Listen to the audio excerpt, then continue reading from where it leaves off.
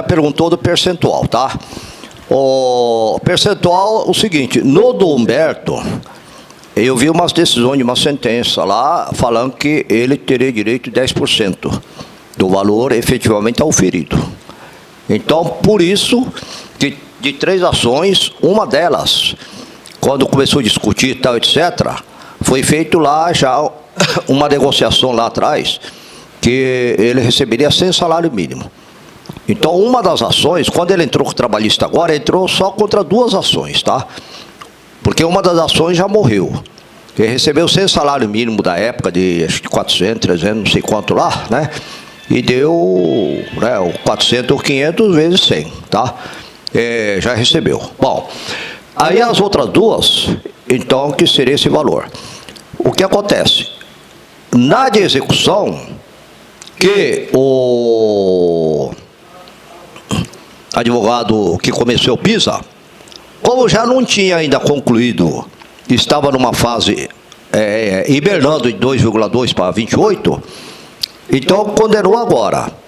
E aí, eu não sabia disso, mas foi uma argumentação que o diretor jurídico lá, quis argumentar que nós tínhamos que pagar para compensar o esforço dele.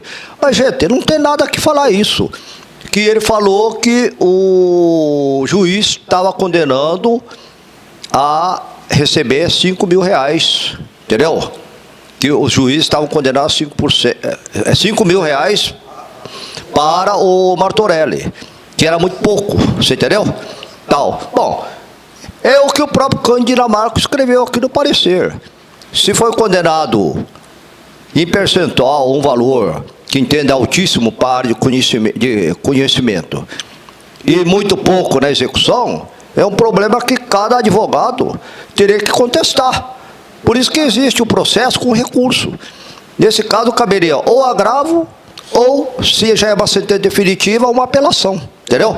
Ele teria que entrar com recurso que cabe.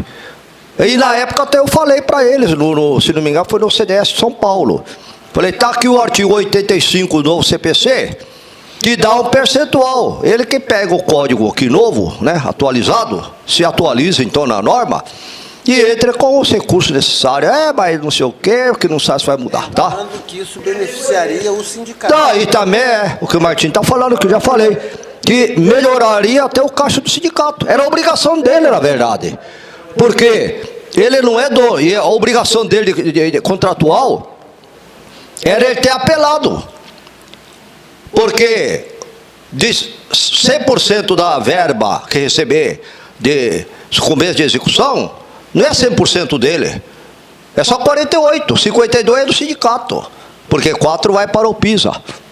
Então ele tinha que ter entrado. É falha dele, processual, inclusive, não fazer. É negligência. Bom, com relação ao problema que o Mauro está falando sobre essa questão do que você falou, era... Tá. Bom, então, veja bem, esse assunto, eu tenho ouvido recentemente falar que no acordo, porque eu não estava participando de qualquer negociação do Humberto. Só pediram para me testemunhar, tal, etc., né, com testemunho para ajudar o sindicato. Mas, se foi feito esse acordo, é possível ter os 5%. Os 5%, provavelmente, se o Humberto tivesse direito de receber, vamos supor, 300 milhões, e deu 12 ou 15, vamos dizer que sobrasse 200, 250. Bom, aí sobrasse 300 milhões, 5% dá 15, realmente. Né? Agora, então, veja só, ele está usando o próprio argumento, a torpeza dele, que ele já ganhou 12, 15 milhões, não sei quantos milhões, e querer usar esse argumento para poder usar a favor dele contra o sindicato, então, numa demanda. Por quê? Ele está falando de uma tese que foi usada, construindo, que ele advogou contra o Humberto a favor do sindicato, e agora entraria com a própria tese que usou para defender o sindicato, no mínimo, fere o código de ética, para depois executar o sindicato dizendo que, como usou essa tese de que o Humberto não ganhou 28, logo ele não pode, diz que usar uma hora uma tese, outra hora usar contra. Porque, como falou, isso é mentira. É aquilo que eu acabei de falar, que não pode jamais alguém usar esse argumento, porque o argumento que foi usado como tese era apenas uma linha de raciocínio, linha de defesa. Mas na hora que se faz um acordo, cada parte renuncia, aquilo lá não prevaleceu, nem a favor nem contra. Porque o Humberto também, com os advogados dele, tinha a tese dele. Se ele concordou em receber 12 milhões, 10 milhões e ficar por isso mesmo, é porque ele entendeu que para ele estava satisfeito do que ficar 10 anos, 20 anos brigando, demandando. Entendeu? Diretorias para lá, para cá. Agora eu aproveito para esse negócio do 28, fazer uma leitura aqui do STF. A súmula do STF sobre o 28. Tem uma súmula do Supremo Tribunal Federal. E veja bem, por isso que a súmula aqui desmente todas as teses deles, que fala que o sindicato não ganhou 28, só ganhou 2,2. Mentira! Está aqui na súmula do Supremo. Cado para dar os 28. O que houve foi uma má condução e um casuísmo do incidente que aconteceu por culpa de 4 colegas gaúchos que contratou um advogado particular, mas não agora. Não, esses 4 gaúchos contrataram um advogado desde o começo, lá atrás, entendeu? Na ação de conhecimento. E na hora de executar, o cara perdeu os prazos e deixou essa parte do desconto que vou ler aqui, entendeu? O governo apresentar um cálculo maluco lá e ele não contestou. E aí fez conjugada, entendeu? E aí começou lá em Brasília, né, o ministro do STJ, Carvalho, aplicar esse negócio aí. O que fala aqui a súmula? Ó. Súmula 51, se quiser pode até anotar, do Supremo. O reajuste de 28,86, concedido aos servidores militares pela Lei 8.622 de 93 e 8.627 de 93, estende-se aos servidores civis do Poder Executivo, que aí somos nós, observada as eventuais compensações decorrentes dos reajustes diferenciados concedidos pelos mesmos diplomas legais. Tá claro? Deu 28, mas falou que se alguém teve algum reajuste diferenciado específico da categoria, então teria que abater, se teve 5% ou 10% do 28%. Mas nós não tivemos nenhum reajuste. Então, na verdade, o que o Martorelli fez, nada mais nada menos é do que restabelecer o que está aqui, ué. Provar que não teve nenhum reajuste, só isso. Alguém de vocês teve 26,6 separado? Ninguém teve. Por que está aqui? É porque esta decisão aqui do 28, ela é genérica, que trouxe do militar para o civil. A Constituição Federal falava naquela época que foi por emenda retirado esse artigo, não do 28, mas o artigo que, na época, quando fizeram a Constituição de 88, o artigo lá da Constituição falava assim, que todo reajuste concedido aos servidores militares será repassado aos civis e também vice-versa, nas mesmas datas e no mesmo percentuais. Então, se desse para o militar 20%, tinha que dar para nós, na mesma data. E o que aconteceu aqui é que foi dado para os militares, camuflado, e não foi dado para nós. Eu estou falando isso porque eu fiz um estudo disso aí. Tudo que está escrito lá, na sua conhecimento nós ganhamos, eu fiz um estudo, gente. Moralmente, vocês me devem esse favor, viu? Porque eu que estudei, viu?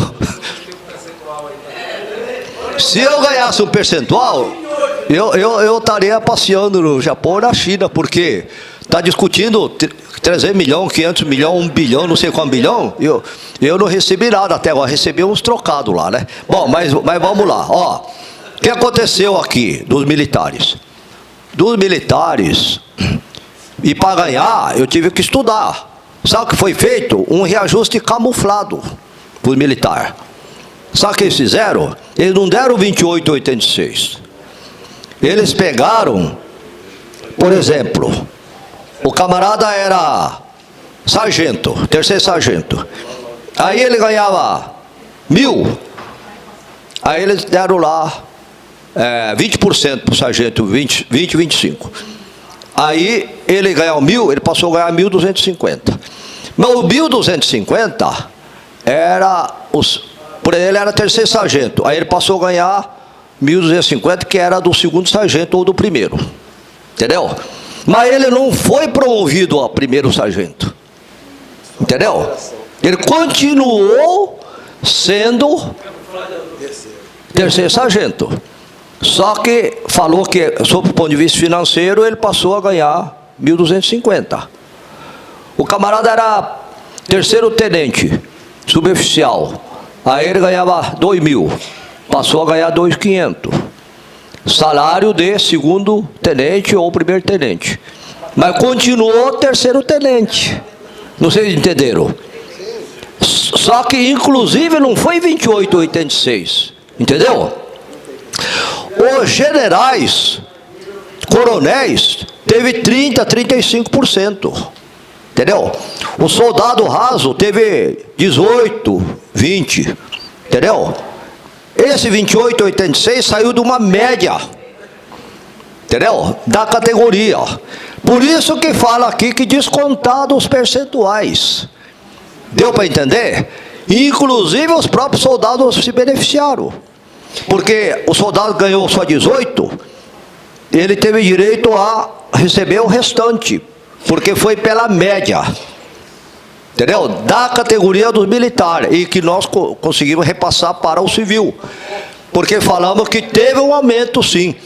E na defesa, a União, a AGU, batia pé que não teve aumento nenhum, porque o cara era tenente, continuou tenente. Falei, não, é justamente por isso. Por isso que fala que, de acordo com esses valores concedidos aqui, ó, tá? É uma coisa assim, bem aprofundada para nós ganhar. Esse recurso que entraria é previsto para ele constituir um fundo que reembolse os colegas por eventuais equívocos processuais, perda de prazo e essas coisas, erros que já foram identificados tanto da parte do PISA quanto da parte do Martorelli. Como ele não tem o tal seguro, que foi um dos fatores mais importantes para a contratação do Martorelli, foi ele na proposta ter colocado essa questão do seguro, que ele foi fazer em 2014 de 2 milhões só, quando era de 2,5 bi.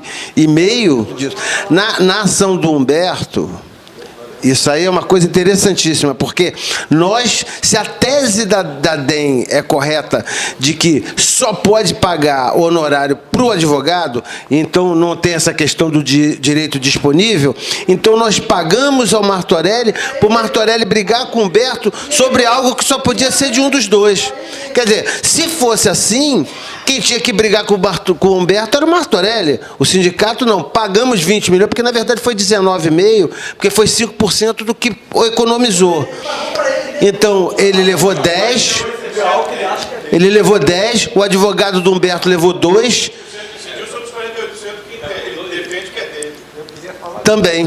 Teria, na hipótese de ser aprovado em Assembleia, né, teria algum artifício jurídico para a gente reverter uma situação ou tentar brigar?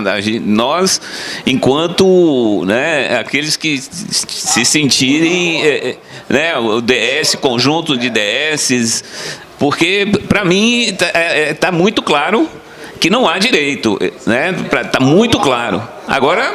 a diretoria quer passar a goela abaixo uma decisão que, se for favorável na Assembleia, deles conseguir passar isso aí, na verdade, contando esse monte de mentira, um monte de coisa, como é que fica? E a pessoa que fala, eu votei contra e está tirando a parte do patrimônio, tá? Bom, primeiro é o seguinte, veja bem, pessoalmente, se não houver afetação de ir no seu bolso, você não pode entrar com uma ação pessoal para ressarcir alguma coisa sua, para você. Mas eu entendo que teria que pegar o estatuto, verificar que lá tem vários e vários artigos que falam de responsabilidade da diretoria, isso, aquilo e tal, e eu entendo que cabe sim a várias DS, se quiser, ou quem quiser, entrar com uma ação, entendeu? Contra a diretoria, né, e tal, e dizer que discorda daquilo lá, entendeu? E até, se quiser, o que dá para fazer é na votação, se a pessoa quiser mesmo, até ele votar aqui e votar nominalmente. Falar, eu quero que registre que meu voto é contra. Entendeu? Falar para o Martinho, que eu quero registre meu voto contra. Porque aí legitima essa pessoa, inclusive, para propor a ação contra esse pessoal da diretoria para que ele preste conta. Ó, até, bom, eu não vou nem até falar porque pediu sigilo, mas tem gente que até falou que já representou aí no Ministério Público, não sei aonde, aí, contra, entendeu? Essa diretoria aí, em alguns lugares aí, por causa dessas coisas aí, tá? Eu não vou nem falar não, porque a pessoa confidenciou para mim e falou, não sou eu que vou ficar falando, né? Pediu até sigilo, então eu respeito essas coisas. Agora, eu acho que isso aí que eles estão fazendo, eu não sei, eu não acredito pessoalmente, claro, que alguém esteja levando vantagem, vamos falar, que chegar a esse ponto é muito forte, você não pode falar isso. Até o Luiz Henrique, que é o diretor lá de Minas, de Belo Horizonte, outro dia pediram para ir lá e a diretoria